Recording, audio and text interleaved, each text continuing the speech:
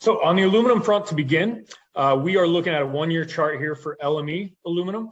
And you can see that over the last couple months, basically since the lows of late September, early October, it may not look like a whole lot, but already we've seen prices rebound by about 20%. Some of that is for reasons that we've discussed in the past, which is a lot of smelters have become unprofitable at those types of price levels. Many of them have had to curtail production. When they do that, it better balances supply-demand conditions.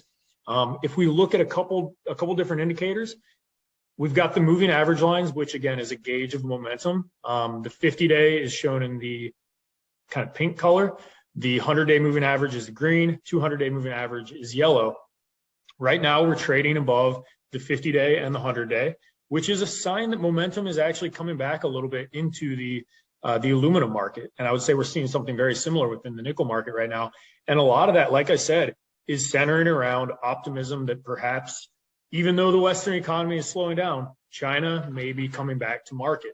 And again, as a reminder, and I often forget this, China represents 50 to 60% of global metals demand. So when they come back, they're the elephant in the room, and there's going to be a lot of speculation and positioning around that potential. If it turns out that leaders of China come out and say, no way, we can't reopen yet, this is we're going to do this for another year, I would say almost without a doubt you would see metals markets go the opposite direction and retreat back lower. That's not the current sentiment, but again, this can turn on a dime with one headline from a Chinese official. We talked a little bit about the fact in prior months about the notion that cost curves, the idea that prices can get so low that the marginal cost of production is breached. And when that happens, you have smelters that basically have to say, do we want to continue producing aluminum if we're doing so at a loss for every pound that we're pumping out the door? And we're in a situation right now where almost half of the smelters globally are underwater, and that's even with the price rally that we've seen over the last couple months. So this continues to be an issue, and I would say probably will continue to act as a bit of price support if we were to see prices retreat back lower, because energy prices remain high, cost of labor remains high, and so the cost of making aluminum is also still fairly elevated.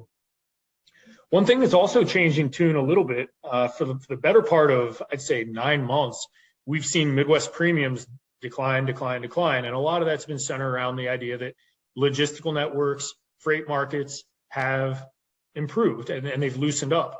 And with that, we saw premiums drop from about 40 cents to where we are today, right around 20 cents per pound.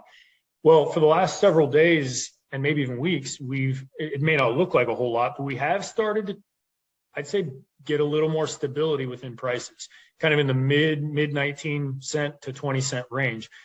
I'm not here to call a bottom, but it does look as though prices are finding a little bit of stability. Certainly the declines are slowing.